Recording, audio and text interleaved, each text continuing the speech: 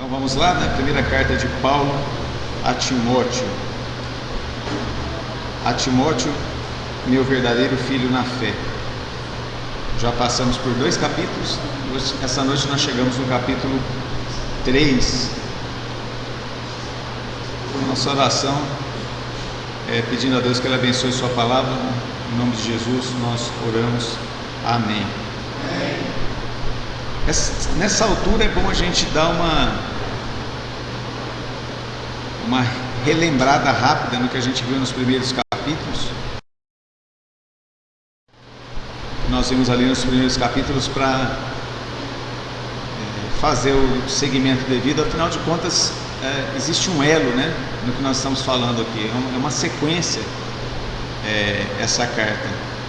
E vale a pena sempre lembrar que o autor, ao escrever lá no primeiro século, tanto o autor humano, o apóstolo Paulo, quanto o Espírito Santo, isso foi no formato de uma carta escrita mesmo, né? Quem já escreveu uma carta aí, provavelmente não fez divisão de capítulos e versículos, né?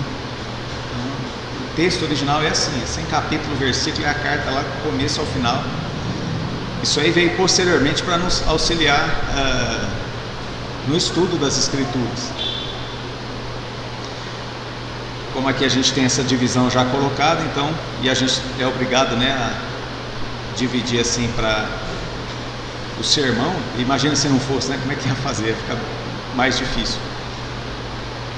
Mas então, relembrando aí, né, como convém andar na casa de Deus, essa foi a nossa primeira parte, né, o primeiro sermão, falando que a igreja é a igreja do Deus vivo, coluna e firmeza da verdade. Então, nós vamos tratar sobre isso hoje. E no primeiro domingo, então, nós falamos sobre conservar a fé e a boa consciência. Obviamente, isso aí está ligado ao tema de hoje, que é andar na casa de Deus, que é a igreja do Deus vivo. Então, nós vimos no capítulo 1 ali a preocupação do apóstolo Paulo com a preservação da doutrina bíblica. Ele faz alguns alertas muito importantes. E na semana passada, o nosso tema foi: porque isso é bom e agradável diante de Deus, nosso Salvador.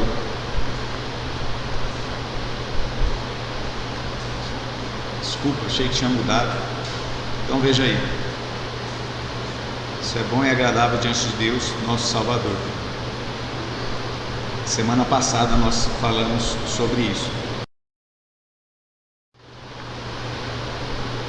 Dá uma olhadinha mais de perto na primeira semana, conservando a fé e a boa consciência. Tudo que nós falamos a esses pontos, né? Começa com uma correta visão de Deus, a igreja e a doutrina, né? Como são inseparáveis essas duas coisas, né? Começa em Deus. Igreja, ela é a portadora da verdade de Deus. Essa verdade, ela é construída, né, de forma sólida com a doutrina das Escrituras, doutrina da igreja, o legítimo uso da lei. Então Paulo estava preocupado ali com os ensinos falsos e intrusos dentro da igreja, aquela autoavaliação honesta, né, o convertido olhando para si mesmo e glorificando a Deus pela sua misericórdia e graça. Paulo dá o exemplo dele mesmo, né, como ele foi salvo. Olhos em Deus, milite a boa milícia, entregue os maus ao mal. Então ali nós vimos no final do capítulo 1 a condenação daqueles falsos profetas e também falsos irmãos, né, o Emineu e o Alexandre ali, que estavam comprometendo a doutrina bíblica. E então Paulo falando para Timóteo, também falando para a igreja, que isso não poderia ser admitido. E Paulo então dá esse exemplo tanto a Timóteo quanto à igreja de que volta os pontos, né? Correta visão de Deus, a doutrina e a igreja devem ser preservados a todo custo.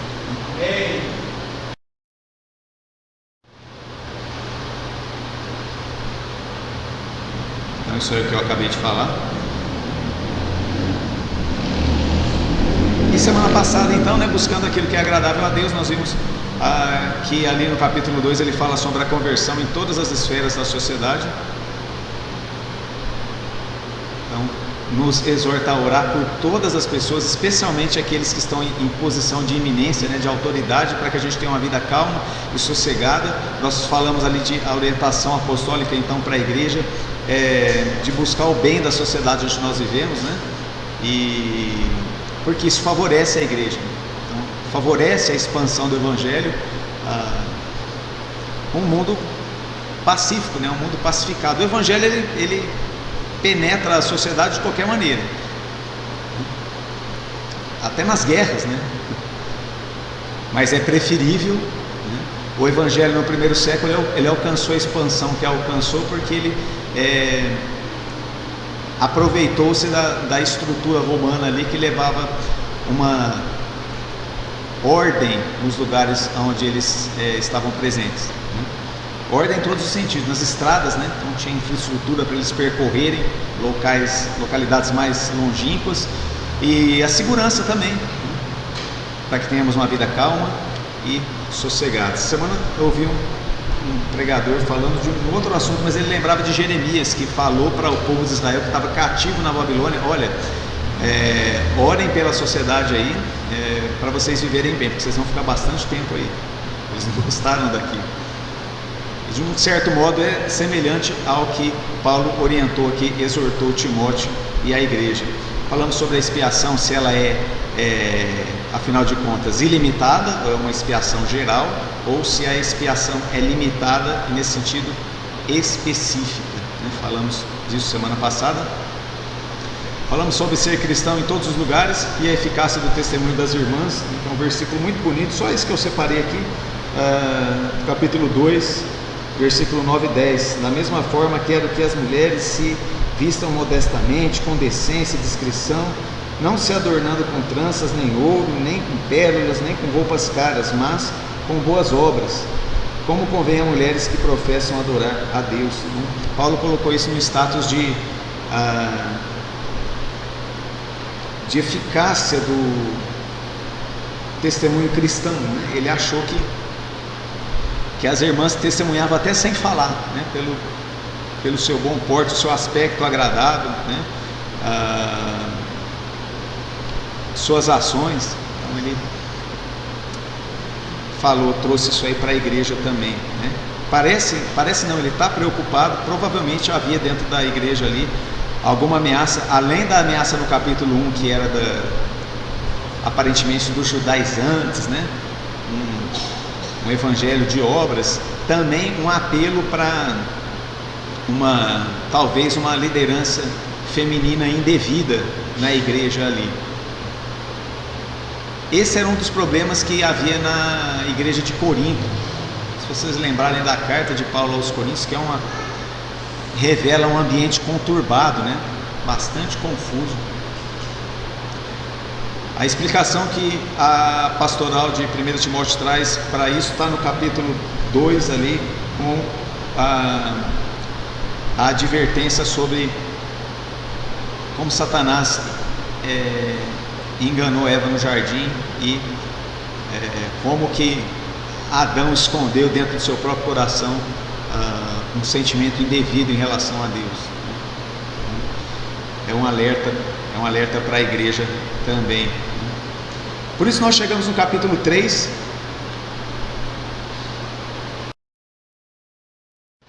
Então, onde nós vamos falar, né? O verso de destaque aí é o verso 14 e 15. Escrevo-te essas coisas esperando ir ver-te bem depressa, mas se tardar, para que saibas como convém andar na casa de Deus, que é a igreja do Deus vivo, a coluna e firmeza da verdade. Então, o nosso título e tema é o que vem abaixo, né? Como convém andar na casa de Deus. Como convém andar na casa de Deus. Paulo está entregando o capítulo 3 aqui para Timóteo e para a igreja de Éfeso também, para trabalhar essa próxima frase que aparece aí: ser uma igreja capaz de suprir lideranças. Então, pelo que nós vimos até agora, paralelamente também ele está estabelecendo uma ordem na experiência humana, na esfera familiar, né?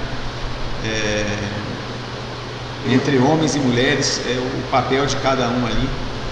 E Então ele vai esclarecer isso para nós também, né? E que essa noite seja assim, faz parte da nossa oração inicial. Que Deus nos ajude aí, né? Como ser uma igreja capaz de suprir lideranças.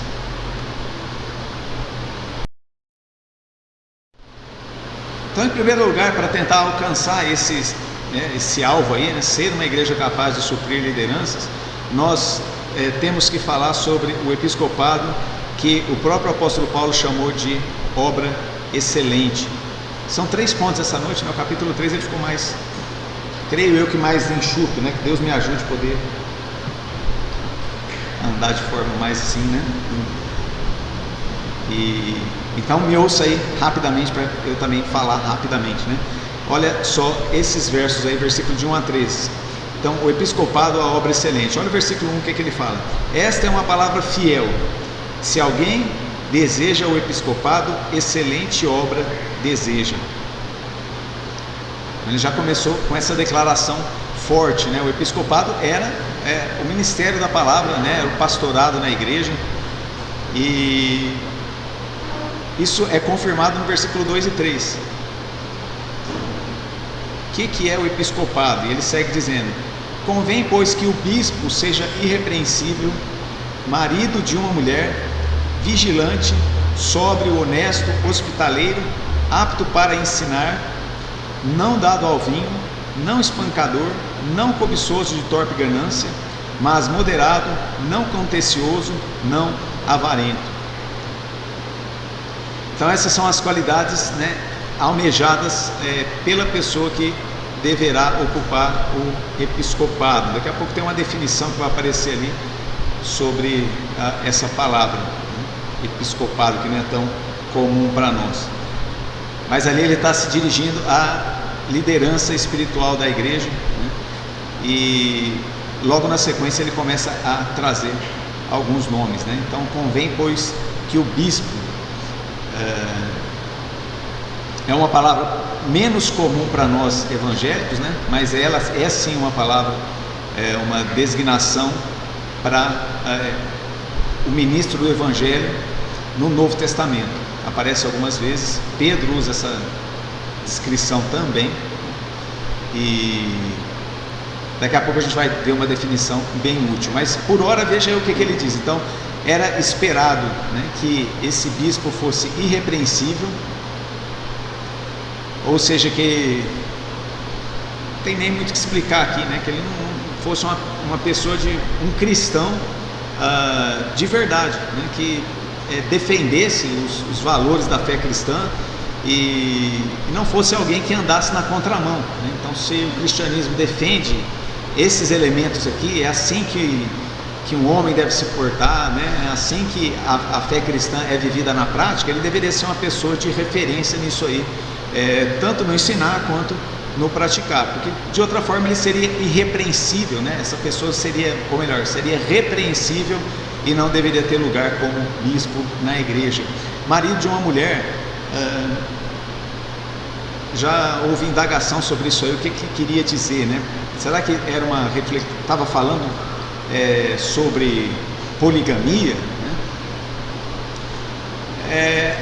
Acredita-se que não, porque a própria cultura romana naquela altura, no primeiro século, não aceitava a poligamia, né? Então mesmo ali um romano ou uma pessoa que vivia ali no espaço do Império Romano, mesmo que não fosse um romano assim, né, ou um território assim anexado por eles, então dentro da lei daquele povo,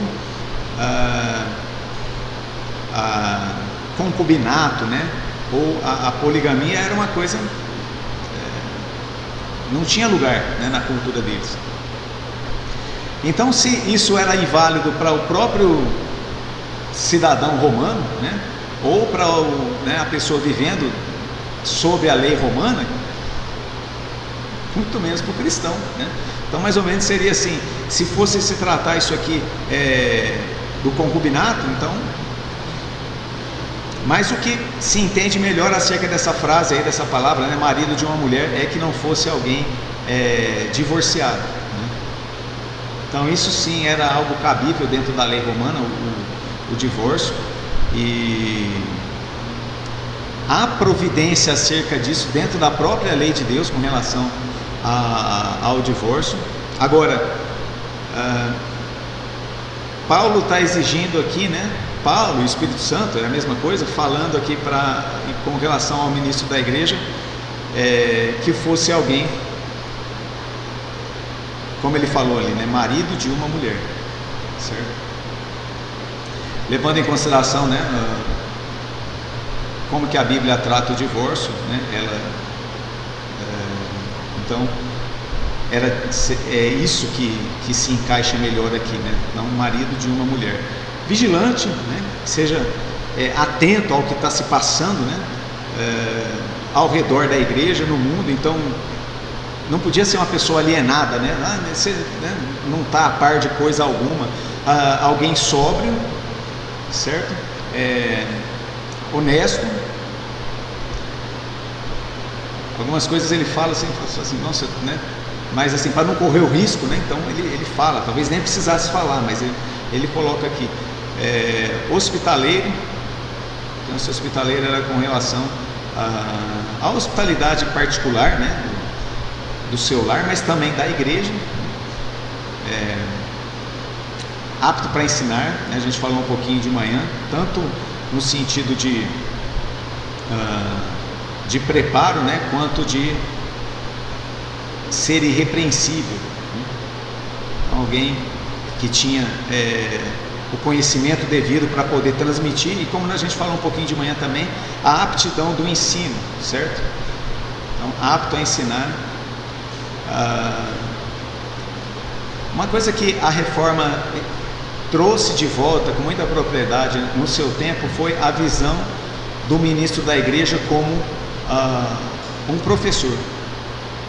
Então às vezes você vê em algumas imagens assim, ou até em filmes, né? No filme do Lutero, por exemplo, eles usavam tipo de uma beca assim, na hora que eles iam pregar. O que eles queriam passar com aquilo? Que o pregador, que o ministro da igreja era um mestre daquilo que ele estava falando. Antes, né, na experiência cristã que eles vinham, que era a experiência medieval, católica ali, o padre da igreja vestia o quê? Uma roupa que pretendia colocá-lo como um sacerdote, né? Aquela roupa de um sacerdote, né?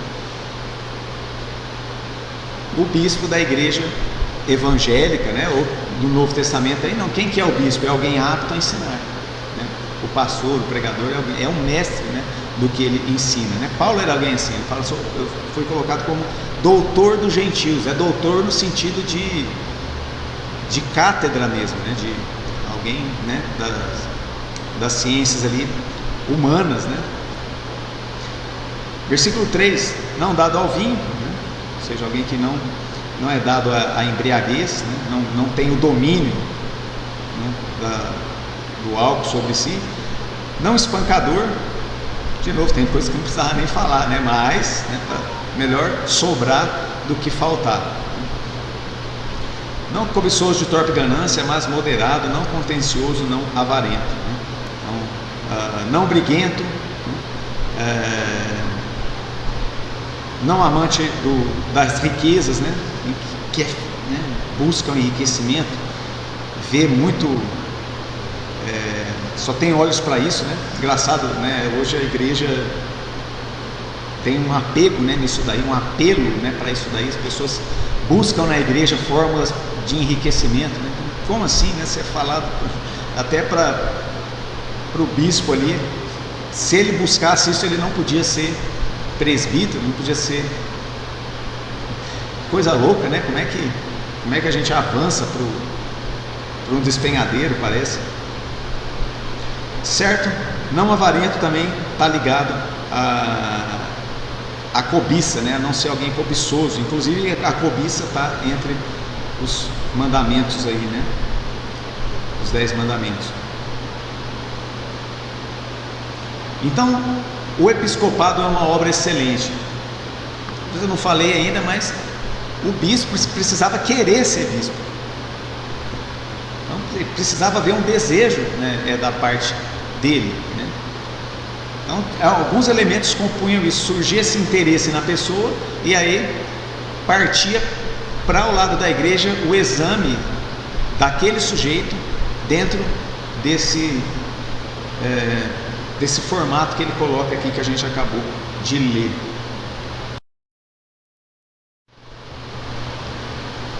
Então, o que Paulo fala sobre o episcopado, né? Ele falou ali: se alguém deseja o episcopado, excelente obra deseja. Então, aqui em 1 Timóteo, né, parte talvez que tenha mais referência a isso. Então, o apóstolo mostra que desejar o episcopado, o bispado, é excelente obra. Então, a palavra traduzida por bispo, que é essa palavra aí que eu não vou me atrever, né, em grego,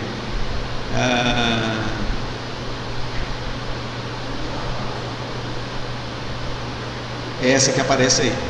Depois, a palavra presbítero, que ele também gosta de usar, né, o apóstolo Paulo usou em várias, em outras ocasiões. Pedro também usou, como eu falei. É essa outra palavrinha aí que eu também vou.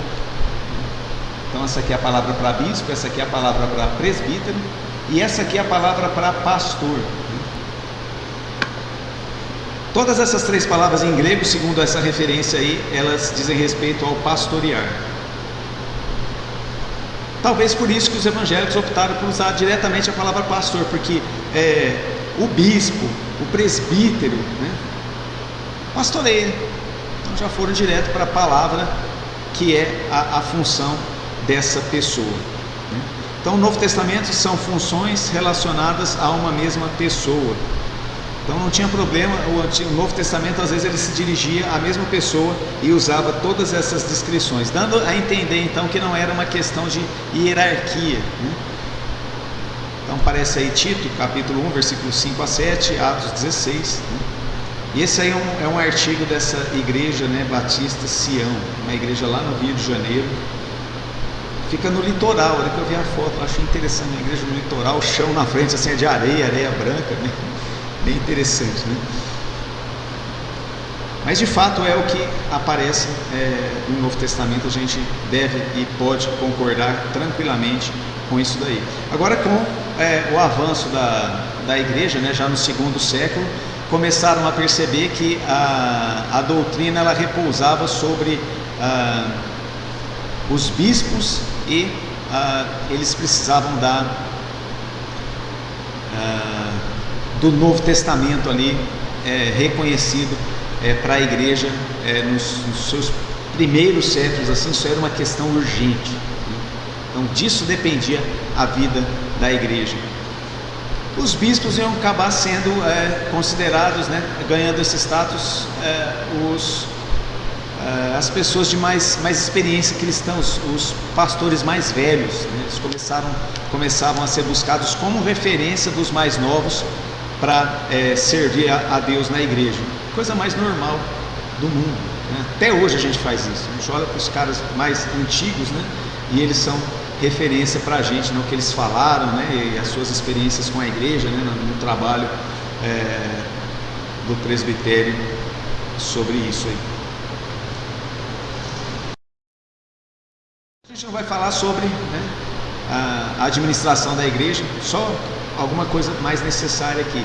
Ainda no primeiro ponto, né, o episcopado, a obra excelente. Continua a lista aí de orientação sobre como deveria ser a pessoa candidata, né, aquela pessoa que desejava o episcopado, e como que a igreja deveria, olha gente, a igreja deveria ficar assim, de antenas ligadas para pessoas que começassem, né, a evidenciar uma direção para o episcopado, né? E ele continua falando, versículo 4, que governe bem a sua própria casa, tendo seus filhos em sujeição, com toda a modéstia.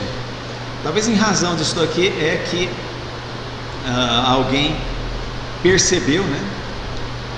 Eu falo alguém porque a gente nem sabe quem, mas desde muito cedo a igreja foi consciente de que eram as famílias que construíam a igreja. Então, o pai, a mãe levava para dentro de casa aquele sermão do domingo, né? E eles, vamos dizer assim, brincava com os filhos naquele tema. Então, você lembra o que foi falado? Olha, né, aquela ilustração que a gente ouviu domingo à noite, ou mesmo fazendo perguntas, né? E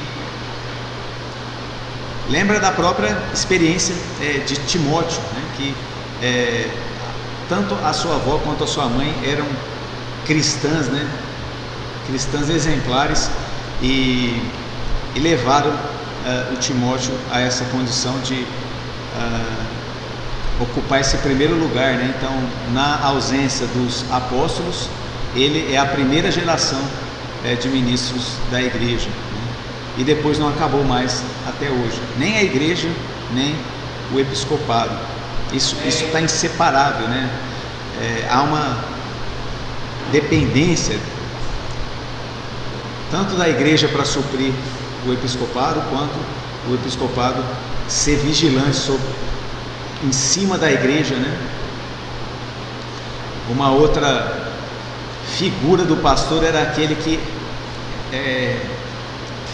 protegia o rebanho em relação às feras, né, e aos perigos, né? Essa atividade pastoral, a gente que vive nossa vida urbana, né, a gente acaba sendo, né, não tem, mas não está tão difícil assim, né, que a gente vive no interior, então a gente sabe muito bem que, né, um rebanho, né, a gente entende de pasto, né, isso aqui não há tanto tempo atrás assim era um pasto, né, e das ameaças. Então a atividade do pastor, falando, né, de rebanho, era ser cuidadoso com relação à criação ali, para não deixar ela correr perigos, para que ela não fosse morta, né, por lobos, não fosse caçada, também livrar dos perigos do terreno, né, não cair em algum buraco ou em algum... eu tinha que ter cuidado até na hora que levava a ovelha para beber água, que um descuido da ovelha ali, ela pisava num lugar indevido, caía, né, e a água levava ela embora, ela saía capotando assim. Já viu uma ovelha cheia de lã?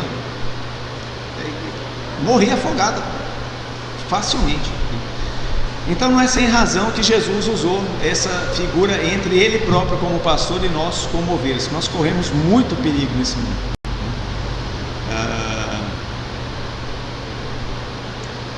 E aí tem lugar o pastor. O pastor é o que? Alguém brincou uma vez, na verdade um colega, um primo meu, né? Falei alguma coisa para ele sobre pastor e ele entendeu que era um pastor alemão. Ah, então tem um pastor alemão, né? Falei, não, é um pastor, né? Pastor de igreja. Desculpa, né? Aquilo ficou na minha mente. Mas de fato, um pastor de igreja deve ser igual um pastor alemão mesmo, né? Deve ser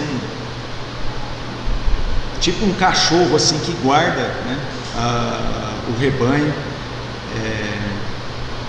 e afasta, né, aquele perigo mal intencionado.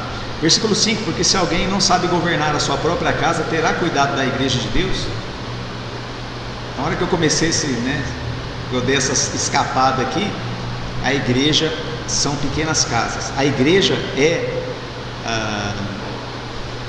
por assim dizer, a casa de Deus, né? E ali tem várias casas, né? Uma casa do irmão tal, da irmã tal, e num certo sentido, esses lares assim, eles refletem, né, a doutrina bíblica da mesma forma que a igreja faz. A igreja é um auxiliador para isso. O que mais que ele diz que o ministro deve ser? Não deve ser novo convertido. O que significa neófito? Novo convertido. Então é perigoso ministros que são novos convertidos, porque não é difícil entender, né? A pessoa precisa primeiro ser ovelha para depois poder, se for o caso, ser pastor. Para que ensoberbecendo-se não caia na condenação do diabo. Olha como recorrentemente ele está citando o diabo aqui, já é pelo menos a segunda vez, né? Então, na visão de Paulo, assumir o ministério, um cristão muito jovem, poderia conduzir ao orgulho, porque esse foi o pecado do diabo, né? Querer ser, né, semelhante ao Altíssimo. Então havia esse risco aí. Então a igreja cuidava com isso. Ela pegava, não vamos trazer para o ministério pessoas muito jovens. Aí você pode perguntar, mas Timóteo não era jovem? Paulo não falou para ele aqui, ninguém despreza a tua mocidade. Ele era jovem. No entanto, ele era jovem em idade, mas não em discipulado. Então, lá em Atos 14, quando Paulo encontra Timóteo, ele já bate os olhos, né? Em Atos 14, Atos 16, já convida ele para acompanhar nas viagens missionárias. Então ele já tinha é falado ali, né? Ele tinha bom testemunho de todo o pessoal da igreja lá da região de Listra e Icônio, né? O pessoal já tinha atenção naquele jovem, então ele tinha aprovação da igreja. Isso é essencial.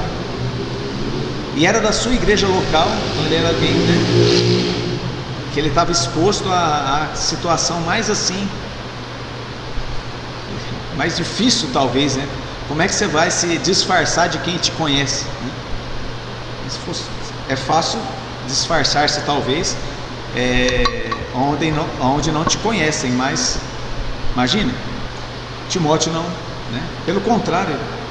Verso 7, convém também tenha bom testemunho dos que estão de fora. É a comunidade aonde a igreja está, que não é a igreja, né? Mas o círculo ali da igreja, da cidade ou do bairro, enfim. Isso revela que a igreja não era uma caverna, né? Não era um lugar assim que as pessoas ficavam ali vivendo suas vidas assim isoladas no mundo. Não, elas estavam envolvidas, né, no dia a dia comum ali das suas localidades, para que não caia na afronta e no laço do diabo. Olha, de novo. Por quê, gente? O diabo é o lobo. O diabo é o lobo ali, que ele quer apanhar as ovelhas. Os falsos pastores são lobos em pele de cordeiro. É o lobão disfarçado ali. Então, por isso a importância do bispo, do presbítero, desses sujeitos que pastoreiam.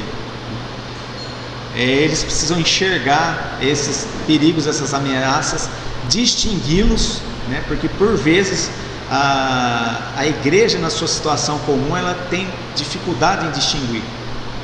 Eles são muito malandros, né? Eles têm uma lábia assim, né? Que normalmente quando a comunidade vai perceber que é um lobo, já é tarde. E por trás daquilo ali está o pai deles, né? O diabo. Jesus falou um pouco nesse sentido aí algumas vezes também. Agora vamos para o segundo lugar. Então lembra? Para que saiba como andar na casa de Deus. Como que a igreja vai ser coluna e baluarte da verdade. A igreja precisa ser atenta e tornar-se capaz de suprir esses cargos, né? Primeiro o cargo que ele chamou ali de episcopado. A igreja precisa ter olhos para isso. Ela não deve ser assim, não esquente com isso não, né? Deus proverá alguém para... Ou vamos fazer um sorteio aqui. Às vezes tem igrejas que optam por isso, sabia? Faz um pastorado rotativo, né? Não estou criticando, às vezes dentro dessa experiência eles podem ter, e isso é uma graça de Deus, né? Ter diversos homens que suprem, se encaixam aqui nesse descritivo, e aí eles revezam o pastorado na igreja, né? Sem problema quanto a isso, né? De um certo modo está respaldado aqui dentro, desde que seja assim, né? Não seja uma coisa descuidada, né?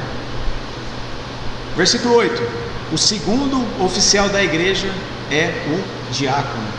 Então veja aí: da mesma sorte os diáconos sejam honestos, não de língua dobre, né? Não é aquele sujeito, né, que fala uma coisa, outra hora fala outra, né? Não tem firmeza, né? não dada muito vinho, de novo alerta aí com relação à embriaguez, né? A Bíblia condena, né, a embriaguez. Não cobiçoso de torpe ganância, de novo, né, o problema da cobiça, né, da ganância, né, da perseguição à riqueza. Guardando o mistério da fé numa consciência pura. Eu grifei isso aí porque no final ele vai dar uma explicação, né? Porque a gente fica assim, opa, mistério do que? Da fé. E a gente fica assim, né, tentando imaginar o que é isso daí, né? Então o diácono, né, é alguém que guarda o mistério da fé numa consciência pura. Ou seja, o diácono é alguém que já passou pelo primeiro sermão aqui, o capítulo 1. Consciência pura, né, e uma fé saudável. Sejam primeiro provados também por quê? Porque o presbítero passa pela prova da igreja e o diácono também. Depois sirvam se forem irrepreensíveis, quer dizer, é aprovado. Algo semelhante a um estágio probatório, né, que a gente tem aí, abre lá o diário, o sujeito passou no estágio probatório, pode assumir o cargo, né? Então, isso vem daqui, né? Vem daqui de um certo modo, né? Verso 11, da mesma sorte as esposas. Então são as esposas, no plural mesmo, porque são as esposas do diácono, que é o que ele está tratando aqui, e do presbítero. O que elas vão ser? Elas vão ser presbíteras e diáconas? Não, elas vão ser irmãs, né? São as irmãs casadas com as pessoas que ocupam esses cargos, né? Elas não são maldizentes, elas são sóbrias e fiéis em tudo, né? Então, não eram as pastoras, não eram as diaconisas, eram irmãs, servas de Deus, honestas, sóbrias e fiéis em tudo. Aí ele volta ao diácono ali, versículo 12: os diáconos sejam maridos de uma só mulher e governem bem seus filhos e suas próprias casas. Então a casa de novo aparecendo como uma pequena igreja, então, até assim, por assim dizer, servindo como coluna na igreja, né? Então aquele pai, aquela mãe, aqueles filhos, né? Filhos são desafio porque assim, você é crente, a irmã é crente, mas teu filho não vai nascer crente. Ele vai precisar conhecer Jesus. E aí ele vai amar Jesus ou não, vai depender muito se nós amamos o Senhor antes, né, para a gente poder ser referência usada por Deus para eles, né? Versículo 13, olha que expressão especial ali, né? Porque os que servirem bem como diáconos adquirirão para si uma posição de muita confiança na fé que há em Cristo Jesus. Então, diáconos aparece até no plural, né? Então, possivelmente a intenção de Paulo ali e de Timóteo fosse que tivesse ao menos um presbítero na igreja, mas que tivesse mais de um diácono ou vários diáconos, né? Já pensou aqui que bênção que seria? Então seriam várias famílias assim, com a aprovação da própria igreja para aprovar isso aí. Então a palavra diácono, como nós falamos de manhã, vem lá da raiz do servir, né? Então lá de Atos 6, né? Onde apareceu a necessidade na igreja jovem ali de atender outras demandas que não eram tão somente a demanda da oração e do estudo bíblico da pregação. No caso deles lá era a distribuição de alimentos, né? Porque eles passavam uma situação bem difícil, né? Então os diáconos se ocupam desses trabalhos na igreja, e quando a gente tem a bênção de Deus e não passa por esse tipo de dificuldade, né, os diáconos fazem outras funções, né, das mais variadas também, né? Então uma das muito comuns é o preparo da ceia do Senhor. Normalmente assim, o ministro, o que ele faz? Ele traz o texto, né, para leitura, ele faz a celebração. No entanto, o arrumar a mesa é outra pessoa ali que foi e fez e cuidou, né? A gente não tem diáconos na igreja, mas assim, não tem de forma assim expressa como está colocado aqui, né? Alguém eleito para isso, mas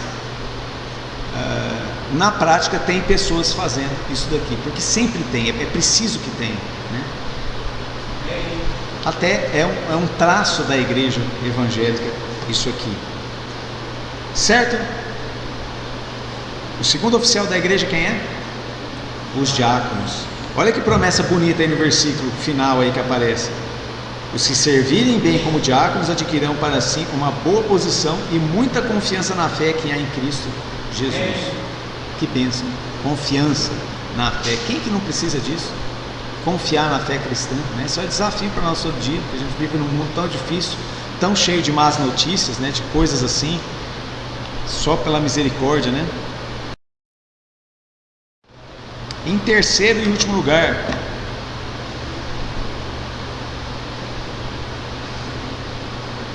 uma pergunta aí, né, no terceiro ponto: mas como é a excelente obra? Porque ele falou assim: se alguém almeja o episcopado, excelente obra deseja. Mas como é que é essa obra excelente, afinal de contas? Que até agora ele falou, né, o que esperar de um pastor, como identificar um pastor. A igreja então, obviamente ela ia começar assim: espera aí, então a gente tem que trabalhar aqui com o evangelho para a igreja começar a ter essas famílias, né, e poder suprir a essa necessidade. Vale dizer aqui, gente, um parêntese: isso aqui não é alguma coisa assim extraordinária ou de outro mundo.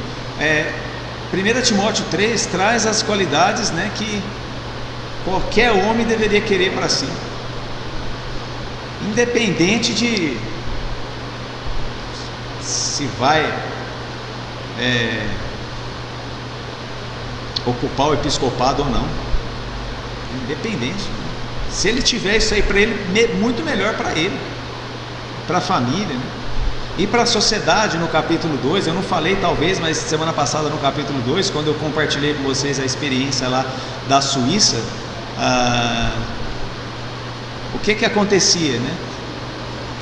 Quando o evangelho tinha maior eficácia na vida das pessoas, a sociedade ali onde eles viviam se tornava melhor, então ficava melhor a vida num sentido mais completo. Isso aí produzia até abundância, riqueza, né? Porque eles tinham o trabalho na condição devida, né? Tinha Deus acima de todas as coisas, né? E eles acabavam tendo abundância, não tinha falta, né? Tinha a bênção do céu sobre suas vidas, né? Então é isso que se almeja aqui, né? Então dentro disso é a coisa mais vai acontecer naturalmente, vamos dizer assim. Versículo 14, né, indo para o final: escrevo-te essas coisas esperando ir ver-te bem depressa, né, que aqui remete ao nosso começo. Versículo 15: mas se tardar, para que saibas como convém andar na casa de Deus. O que é a casa de Deus? É a igreja do Deus vivo. Então ele que falou tanto de lares, né, aqui, né, de famílias. Essas famílias estão aonde? Elas estão na casa de Deus. E essa casa de Deus é a igreja do Deus vivo, coluna e firmeza da verdade. Então, dentro dessa experiência aí, que serviu de exemplo na semana passada, a experiência ali da igreja suíça, eu tomei aquilo por referência, mas isso aconteceu em vários lugares, né? Por exemplo, na fundação dos Estados Unidos, tem um destaque especial ali, quem eles chamam de os pais peregrinos, os pais fundadores, que eles falam lá, os founder fathers, né, os pais fundadores. Quem eram esses caras? Eram cristãos ingleses que saíram, né, do velho continente e foram para a América com a expectativa, né, a gente pode dizer de Timóteo capítulo 3, né, de construir uma nova sociedade ali, com as bases da fé cristã bem colocadas, bem alicerçadas, né? Quando eles chegam lá, a primeira coisa que eles fazem é a igreja e a escola.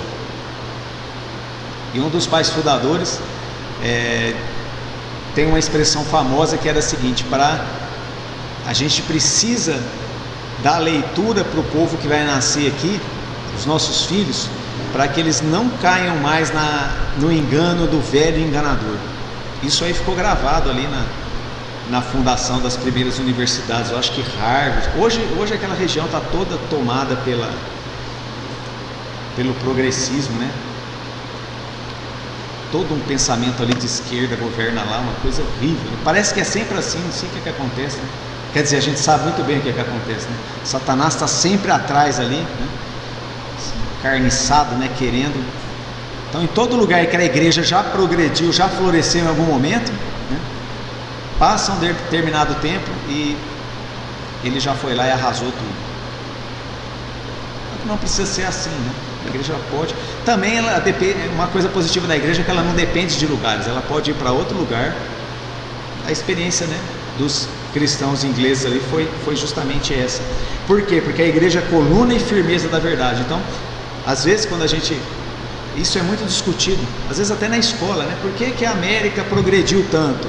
Porque lá a igreja foi coluna e firmeza na verdade na sua fundação.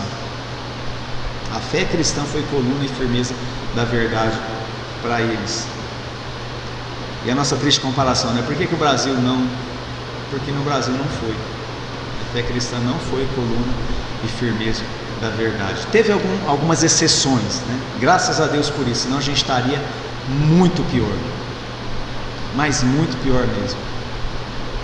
Mas em alguma medida, a gente deve ser grato a Deus, porque aqui também Ele deu um lugar especial para a igreja. E o verso 16, né? Respondendo aquele mistério, né? Poxa vida, ele não vai falar que mistério é esse que ele mencionou lá, a hora que falou dos diáconos, né? Que interessante que ele não falou do presbítero, né? Mas ele falou do diácono. Então, assim, ou seja, esses irmãos mais dedicados à fé cristã, eles entendem isso que o apóstolo chamou aqui de mistério. E aqui ele esclareceu, né? Que mistério é esse? O mistério da piedade. A piedade é outra palavra para o temor a Deus, a vida cristã de verdade, né? O amor genuíno ao Pai, ao Filho e ao Espírito Santo. Então no versículo 16 ele fecha, né? A gente fecha aqui também. E sem dúvida alguma, grande é o mistério da piedade. Você lembra aí que quando nós passamos em Tessalonicenses também falava de um mistério da iniquidade? Dá até arrepio, né? O que é o mistério da iniquidade? É a obra maligna nesse mundo, que a gente percebe sem muito esforço. É só você chegar em casa e ligar o televisor. Não estou falando assim, né? Ali tá. Mas se você vê as notícias, e muitas vezes notícias assim manipuladoras, né? Querendo, né, solapar o seu entendimento da verdade, fazer você crer na mentira, né? Te induzir ao erro. Esse é o mistério da iniquidade. Mas o que é o mistério da piedade? Deus se manifestou em carne. Quem se manifestou em carne, gente? O Filho. Então ele encarnou para fazer a expiação por nós. Foi justificado no Espírito. O que a gente pode dizer disso? De novo, isso aqui é um mistério, não é uma coisa, né? Não é uma coisa fácil. Então, teólogos já escreveram livros sobre isso. Mas a gente quer, nesse minuto final, glorificar a Deus falando um pouquinho sobre isso, a justificação do Espírito. Ou seja, nós podemos pensar assim, se tem uma ordem cronológica dentro dessa sentença final aqui, o Filho se manifestou em carne, é a encarnação, é o nascimento da pessoa de Jesus, que é eterno, mas existiu na história através de Maria, do nascimento virginal ali, fez-se homem, né, para a nossa salvação, e na carne ele foi justificado em espírito, inteiramente puro, sem pecado, cumprindo todo o requisito da obra redentora. Não é sem razão que ele ressuscita e ele volta, como se Deus dissesse assim, ó, abre as portas para ele. E ele volta para o lar. O autor de Hebreus fala disso com muita beleza, né? Então, ele se assenta agora à destra de Deus e de lá ele é nosso sumo sacerdote. Amém. Ou seja, ele opera a nossa redenção, a nossa ligação a Deus. Visto dos anjos, já pensou como deve ter sido? Ali o exército celestial recebendo, né? Eles conheciam o Filho de Deus ali, e agora eles recebendo de volta ele ali no convívio celestial, só que como homem, o espanto deles. Visto dos anjos, pregado aos gentios. Aqui a gente vê o avanço da igreja. Então, a obra redentora de Cristo trouxe salvação a pessoas de todo povo, tribo, língua e nação. Amém.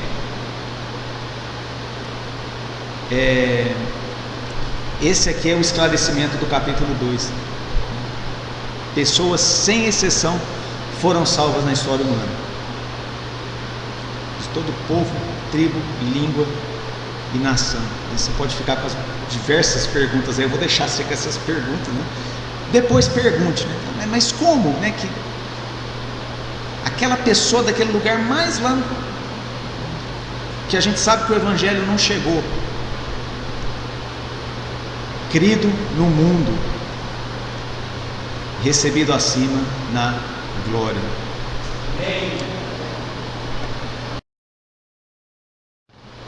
Então, para finalizarmos, como convém andar na casa de Deus? Como que a igreja vai suprir essa necessidade dos oficiais? Então, o episcopado é uma obra excelente, né?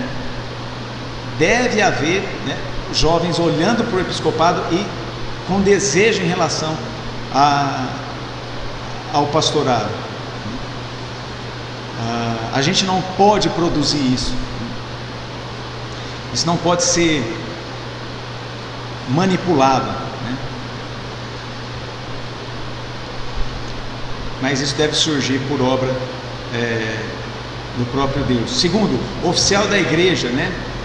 O segundo oficial da igreja são os diáconos, né? Também a igreja carece não só de um presbítero, mas de homens de Deus, né? Homens de família que sejam assim soldados da fé cristã e que guardem o seu lar, né, nesse sentido, e por consequência guardem a igreja também, consigam distinguir os erros, né, e protejam primeiro o seu lar e também a igreja de Deus desses perigos, dessas ameaças. E em terceiro, mas como é a excelente obra, qual é o mistério da piedade? É o que a gente acabou de ver, a gente terminou com esse louvor, recebido acima na glória, né? A gente já tem em alguma medida